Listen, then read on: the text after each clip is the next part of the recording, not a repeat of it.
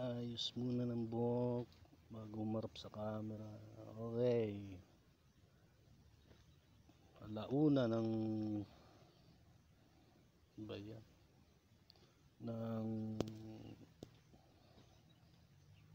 hapon, Thursday, October 12. Okay.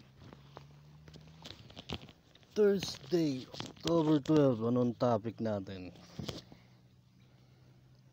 So hindi tayo lalayo dun sa mga topic natin kahapon. Ano ba to? Yan. So hindi malayo dun sa mga topic natin yung kahapon na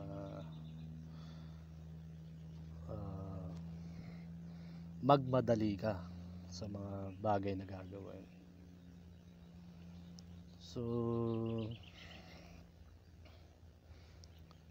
madaming tagapangaral nangangaral sa inyo na may pastor, may pare, may mga ministro, mangangaral. So kung tatanungin ko kayo, sigurado ba kayo dun sa inaral sa inyo para kayo magkaroon ng buhay na walang hanggan? O yung para sa kaluluwa mo, siyempre pag namatay ka, kung nag-ipon ka rito sa bangko, sa pagtanda mo, siyempre naghanda ka naman para sa pagkamatay mo. Pero siyempre lahat ng tao mamatay. Lahat ng tao doon pupunta. Kung saan ka galing, sa alabok din babalik. So meron ganun mga tao, di ba? Nagtrabaho siya, simula bata nag-aral siya, syempre. Pagkatapos ng elementary, nag-high school, ba't ka nga ba nag-aaral? Syempre magtatrabaho ka kasi kailangan yun. Need ng qualification para makapasok ka sa mga company. Kunyari, kailangan nila doon ng mga call center agent, sabihin na natin mga agent o construction o mga welder. Siyempre, mag-aaral ka ng ganun para makapasok ka doon. So, pagkatapos mong magtrabaho, siyempre, tumanda ka na nagtrabaho. Meron kang mga naitabi ngayon, nagtabi ka ngayon para sa pagtanda mo. Para meron kang sa pagtanda mo, meron kang magagastos. Siyempre, hindi naman habang buhay, malakas ang katawan mo. Magre-retire ka na ngayon, retired. Maghahanda ka na ngayon. Meron mga mayayaman, naghahanda na ng kabaong bibili na sila ng, ano ba to? Life insurance. Papa-insurance na agad yung mga tawag nito, yung saan sila ililibing, meron bang musileo o pati kabaong. Yun yung mga utak ng tao. So pagkatapos nun, yun, diin na agad ang buhay mo doon. Wala ka na magagawa doon. Kasi hanggang doon na. Yun lang naman ang rotation ng buhay ng tao dito sa mundo. Pagkasilang mo, gagawa ka. Pagkatanda mo, mamamatay ka rin. 'Di ba? Yun ang rotation ng tao sa mundo. So, dito sa inaaral ko sa iyo, kung dito may bala ka ring mag-invest sa buhay na sinasabi ng Diyos, paano ka makakasigurado ngayon dun sa mga aral na binibigay sa iyo ng mga pastor, pare, ministro, mangangaral? anong kasiguraduhan mong maliligtas ka? Dito kasi malalaman natin kung sinungaling yung tagapangaral mo o hindi. Kung sila ba kasi yung iba, kunyari ikaw, pumasok ka sa simbahan, nagbigay ng pera doon. Siyempre, sana maligtas ako. O ito 100. Siyempre, nag-i-imbis ka ngayon doon. Sa next year, next week, mga 1,000 naman para sure ball yung langit ko. Tapos next, sa isang buwan naman, pagkasweldo mo, mga 2,000 para sigurado talaga na sa langit ang punta ko. Sure ka ba doon na talagang nababayaran mo ba yung Diyos para punta ka sa langit?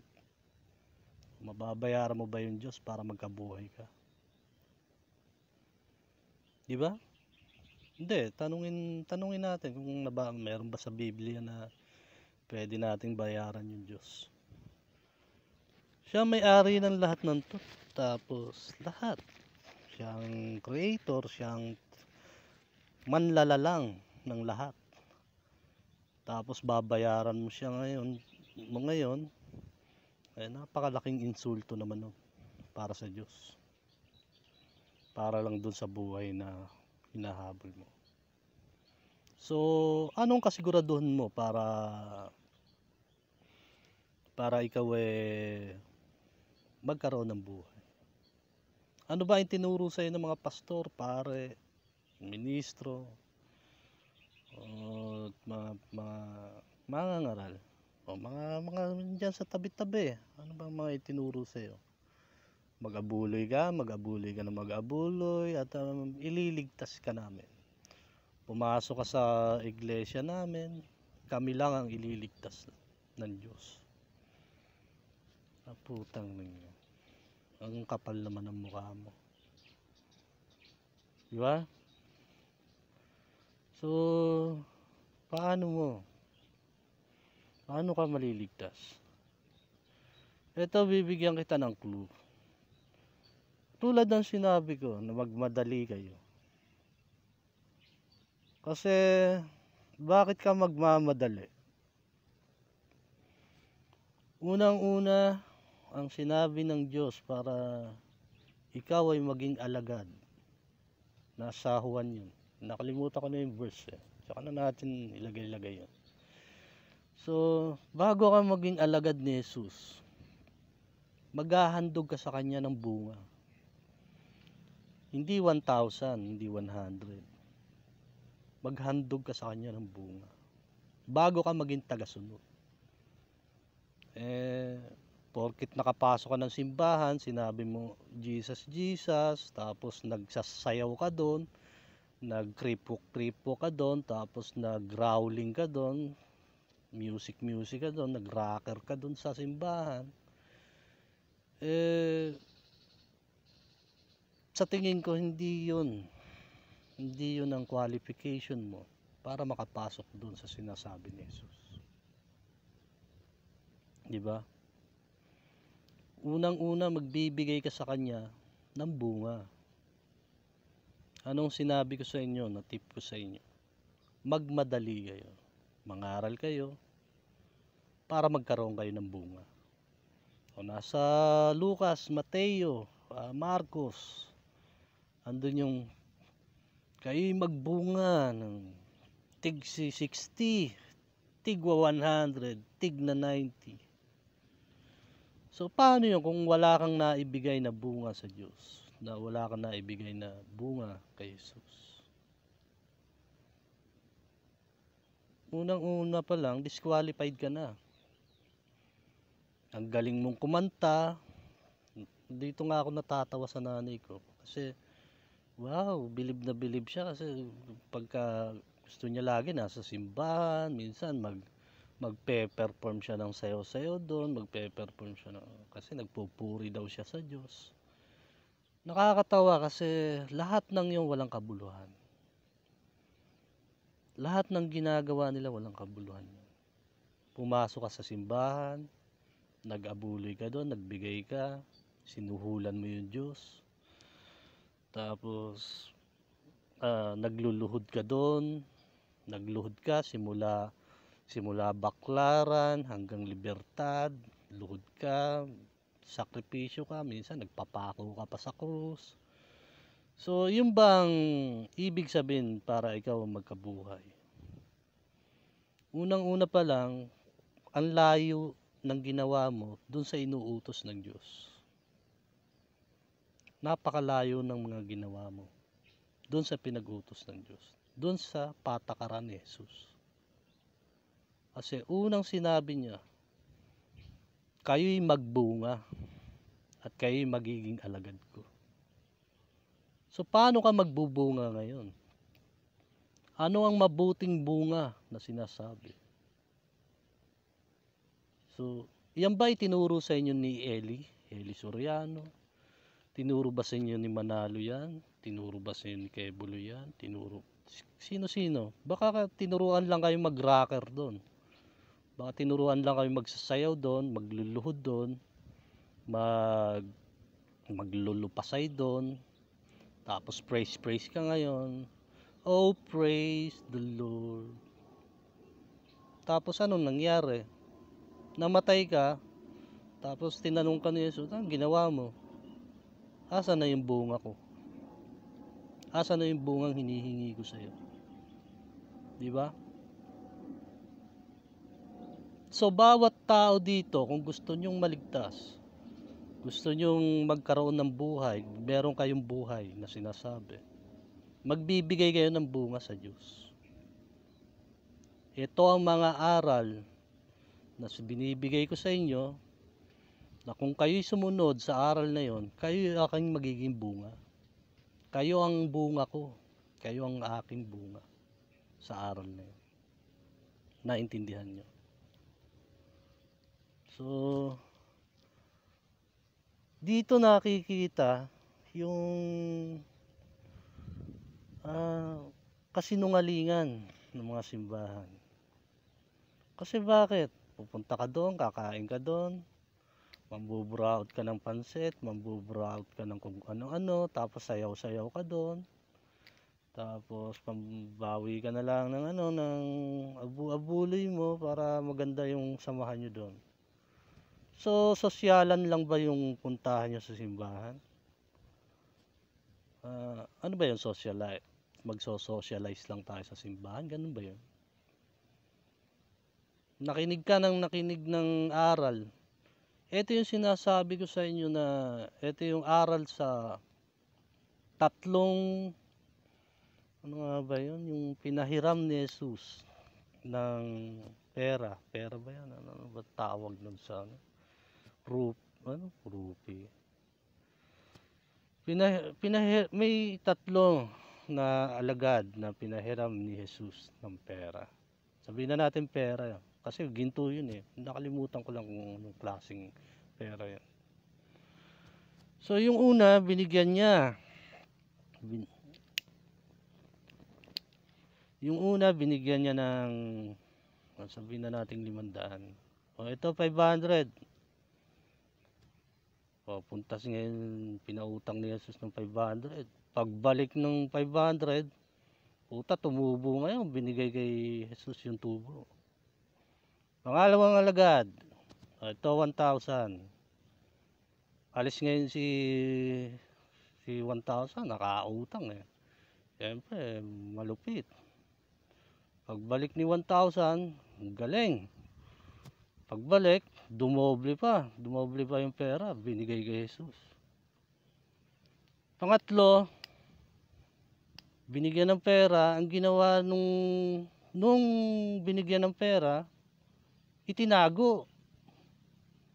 Kasi baka daw hindi niya na mabayaran. Ano bang, hindi ko na matandaan eh. Itinago yung pera. O ito, base sa Biblia. So, ang sabi nung alagad na yon, inaani mo ang hindi mo, pinipitas mo ang hindi mo nasasakupan. Ano ba ang sabi ni Jesus? Ano, yun, nakalimutan ko na. Ikaw ay sawail na alagad, sabi niya doon. Ano ba yan? Nakalimutan ko na yung kwento.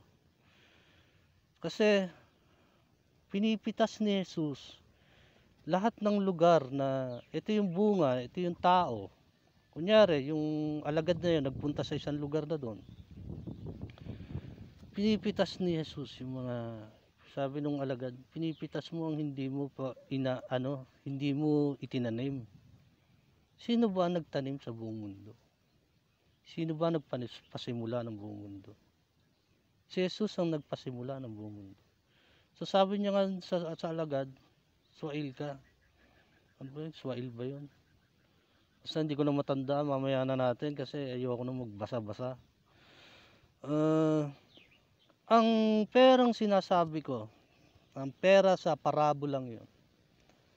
Ang perang yun ay yung kaalaman, karunungan na binigay sa iyo ni Jesus. Yun ang karunungan. Ngayon, binigyan ka ngayon ng karunungan na halagang 500. Binigyan ka ng halagang 500 na karunungan ni Jesus. Pagbalik mo, binigyan kita 500, pagbalik mo, wow, dumoble yung 500 ah. Tuwan-tuwa si Jesus nun.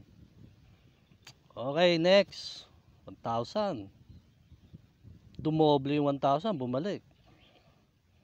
Yung isa, binigyan ng, sabihin na nating 1,500, itinago.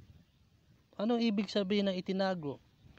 Hindi mo ipinangaral yung kaalaman at karunungan ni Jesus para ka tumubo ng pagbunga, para tumubo ng bunga ni Jesus. Nakuha nyo? Napakaraming bumasa ng Biblia pero ewan ko kung sa akin mo lang natutunan tong aral na to. Nakuha nyo? Pinadali ko lang para maintindihan mo. Kasi kung babasahin mo, baka sang lupalop ka mapunta. Naintindihan nyo? Kasi parabola yun. Pag wala kang alam, di mo maintindihan nyo. Paano mo maintindihan nyo? Kasi wala kang alam sa Biblia. Pinadali ko lang. Baka sabihin, nagdadagdag, nagbabawas ako. Hindi, bumabase lang ako sa kwento. Alangan naman sundan ko ng sundan yung salita doon. Nagsasalita ako sa dila ng Espiritu. Kung paano nakabase sa Biblia, ganun ko ine-example yung tinuturo ko sa inyo dito. Para madali mong maintindihan. So paano ngayon yun? Binigyan kita ng pera, itinago mo. Hindi mo ginamit ang perang yun. Tapos binalik mo pa sa akin. Walang tubo. Mabubwisit ako sa'yo. Walang niya ka, binigyan kita ng pera, tapos pagbalik, walang tubo. Ano yun? Dapat tinutubuan yun. Diba? So, yun ang mga parabola na sinasabi ko sa inyo, na magmadali kayo. Kasi oras na wala kayong ibinunga sa Diyos, huwag kayong umasa doon sa buhay na sinasabi mo. Totoo naman na sumampalataya ka sa pangalan ni Jesus, sumampalataya ka sa bugtong na anak ng Diyos, magkakabuhay ka naman eh. Totoo yun, magkakaroon ka ng buhay. Ang tanong doon yung ikalawang kamatayan. Ano ba ang ikalawang kamatayan? Impyerno ang ikalawang kamatayan. Pagkatapos mo dito, mamamatay ka, unang matay. Unang patay, patay dito sa mundo. Pangalawang patay, doon sa langit. Pinatay ka na dito, papatayin ka pa doon. Diba? Naniwala ka kay Jesus, binigyan kita ng buhay ngayon. Bam! So nabuhay ka. Namatay ka dito, nabuhay ka doon. Pangalawa, may ikalawang kamatayan tayo. Basahin nyo sa Revelation. May pangalawang kamatayan tayo. So ang pangalawang kamatayan, yun ang impyerno. Doon na maghuhukom kung ano yung ginawa mo. So yung mga hindi sumampalataya kay Jesus, yun ay hinatulan na ni Jesus. Yung mga hindi naniwala kay Jesus, hinatulan na sila. Ito yung mga Diyos ko Ama, si Ama lang, mga hindi tumanggap kay Jesus bilang iisang Diyos.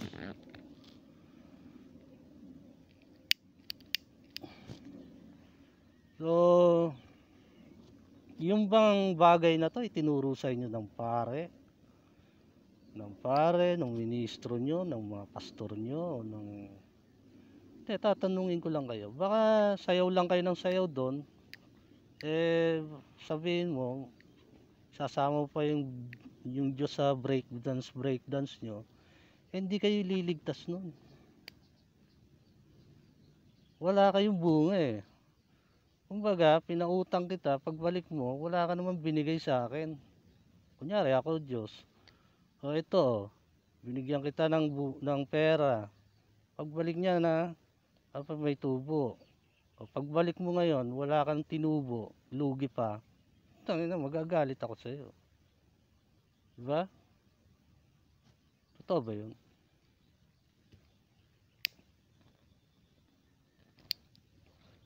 Totoo ba yung sinabi ko? So, dito nalaman mo. Kaya nga sinabi ko sa inyo, magmadali ka eh. Gawin nyo na agad ang sinasabi ko. Kasi, baka hindi ka na matirhan. Baka hindi ka na makakuha ng ibubunga mo. Baka wala ka ng baka na lang maturuan mo. Napakasama naman, napakabigat naman. Para lang ibigay mong bunga. O tama, mga pusa na lang, tsaka aso turuan mo para maibigay mong bunga kay Jesus. Ang tanong qualified ba yun dun sa bungang sinasabi ni Jesus?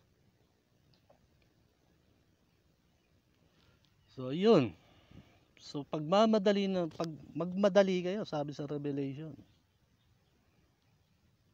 kailangan makahanap kayo ng bunga bago maging tagasunod. Pumasok ka lang sa simbahan, nagsimba-simba ka ng kada linggo, wow! Tagasunod ka na ni Jesus. Wow naman. Huwag feeling. Huwag ganong feeling. Hindi porket nagsimba-simba ka ng araw-araw, lumuhod ka ng araw-araw, nagpenitensya ka, nagpapako ka sa krus, tagasunod ka na ni Jesus. Hindi ganun. Ano ang sabi niya sa Juan? Magbunga kayo para kayo'y maging aking alagad. Doon natutuwa ang aking Ama. Di ba? Magbubunga ka muna bago ka maging alagad ni Jesus. Hindi yung magluluhod ka rito, maglulupasay ka dyan, magraraker ka dyan, magkikripo ka sa simbahan nyo. Hindi ganun. Sinasabihan lang kita kung ano yung tama kung ano yung aral na nababasa ko, sinasabi ko lang sa'yo. So ano bang pinatunayan natin para maniwala ka sa akin? Ano ang pinatunayan ko sa bawat lugar dito sa bansa, bawat lugar dito sa Cavite para maniwala ka sa akin? Di ba? Kaya sabi ko, magmadali ka, baka wala nang matira sa'yo. So, pagka naman ako. Pagka nagawa nyo na yung bagay na yun, mapapabilis yung sakop ko. Tayo mo baka sumobra yung powers ko nito. Gawin nyo mabilis. Kasi dito na yung division na sinasabi ni Jesus na liligligin ko. Kahit isang trigo walang babagsak sa lupa. Yung mga ipalang ang babagsak. Yung mga walang kwenta, yun ang babagsak. Yung mga trigo sa Diyos. Doon ang paghihiwa-hiwalay ng demonyo at anghel sa dibisyon na yun. Kunyari, nagturo ako sa inyo, nagmatigas ka sa akin, ibig sabihin nun, doon ka sa demonyo. Ang mga anghel lang dito sa akin, sa panig ko. Doon ka sa mga siraulo. Yung mga angels lang na may pakpak ang sa akin. Yung angels na may pakpak, joke lang yun. Wait. So, pagka naumpisahan nyo na to, madali na nating maipapakalat na mabuti. Madali nating mahahawakan na mabuti. Mabuting bagay. Hindi sa ginagawa ng mga siraulong iglesyang to. Okay, teka. Di sa next topic natin, naiihi ako eh. Next topic natin. Papayag ka ba sa ginagawa nito? Para manakop ng lugar. Ito nga, yung satellite na sinasabi. Pagka may laban sa kanila, kung ano yung ginagawa nila sa akin, di ba? Maliwanag na nakikita nyo dito sa Cavite kung anong ginagawa ng mga siraulong to sa akin. Gamit ang mga pinuno ng bansa para lang pabagsakin ako. So, anong mangyayari nun pagka nagtuloy-tuloy yun? Pagka nagtuloy-tuloy yung ganung bagay, Diyos ba ang sumasakop, no? Hindi Diyos ang sumasakop nun. Kasi ang sumasakop nun yung mga siraulong demonyong to. Si Manalo yung nandyan, di ba? Yung nasa likod dyan. So, si Manalo ang mamamahala rito. Papayag ba kayo nun? Maliwanag naman sa aral nila na sila ay demonyo sa aralan. Napatunayan demonyo, in reality, mga demonyo nga. Di ba? Totoo ba? Itong mga dating daan naman, nagpasalamat sila, naging Diyos nila si Jesus. Kasi kundi, madidisgrasya sila sa akin. Pero, sabi nga, kung sabi sa Santiago, maniwala ka sa isang Diyos, ang mga demonyo naman ay nanginginig. So ano ibig sabihin nun? So sa mga Muslim naman, huwag niyong papakialaman ng mga Muslim. Iba ang libro ng Muslim. Kasi hawak yan sa kabila.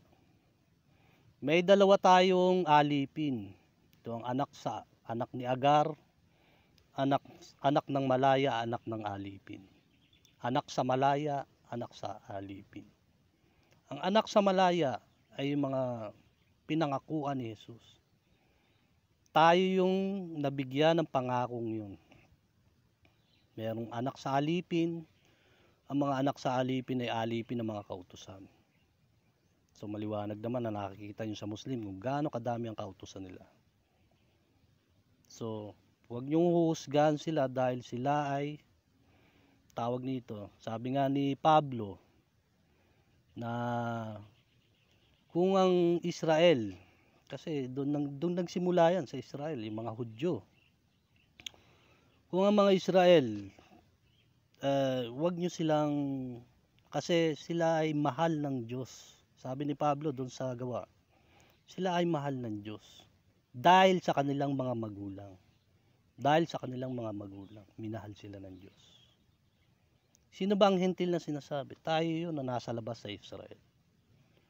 Yung mga hentil daw, yung mga, ano ba sabi ng mga yung mga kengkoy nating mga ministro, mga pare, o mga pastor. Ano ba sabi nila sa hentil? Yun daw yung mga masasama. Ako po, binigay nga yung ilaw sa mga hentil eh. Ang hentil lang kasi itinanggi ng mga Hudyo ang dapat para sa kanila. Kasi nga sila Israel, hindi sila sumunod kay Jesus, itinanggi nila si Jesus. Ibinigay ngayon ng ilaw sa mga hentil. Ang ilaw na yon, iyon ang katotohanan. Kaya nakita nyo, ang katotohanan nandito sa labas, wala sa Israel. Nagsimula sa labas, sa Roma. Sa labas ng Israel. Pag sinabing labas ng Israel, mga hentil ang nakapaligid na bansa doon. Yun ang ibig sabihin ng mga hentil. Ibinigay sa hentil ang ilaw dahil itinanggi ng Hudyo ang dapat sa kanila. So madami na naman kayong natutunan. So awit. So balik tayo. Papayag ba kayo doon na kayo ay sinakop ng puwersahan ng mga siraulong demonyong to? Ito, itong ginagawa nila rito. Ito yan, yung mga baliw na yan ang pinagagalaw nila dito. O kahit hindi baliw yung isang tao, nababaliw kasi nga hawak nila yung pinuno. Hawak nila yung nasa taas na leader. Uutusan yung dito nasa baba, taranta naman ngayon yung si tanga. Kasi wala siyang utak kasi nga malakas yung nasa taas eh. 'Di ba? Sino bang mas malakas? Ang Diyos ba o yung mga leader na yan? Sino mas makapangyarihan sa atin? Yung mga leader na yan o yung Diyos? Paano sumasakop ang Diyos sa bawat tao? Nakita nyo ba? Ano ang example ng realidad na pinakita ko sa inyo paano sumakop ang Diyos sa mga tao? So binigyan ko na kayo. O paano yan? Kailangan mo magbunga. Sabi ko sa inyo, pabibilisin ko to. Kailangan nyo magbunga. O, para maging powerful na tayo dito. Tago-tago na lang sila pag nangyaring lahat yun. Kung hindi kayo magbunga, masasabi kong hindi para dito sa bansang to ang sinasabing kaharian ng Diyos. Nakuha nyo. Ihina ako, awit. Try ko na lang ba, balik tayo mamaya. Try ko na lang magsalita ulit mamaya. Nawiwiwi talaga ako. Okay, susunod na lang ulit, Thursday, October 12. Baka marami ka pang baka makadampot ka ng marami, wait. Baka ako naman ang balikan mo. Next time ka na lang dumampot.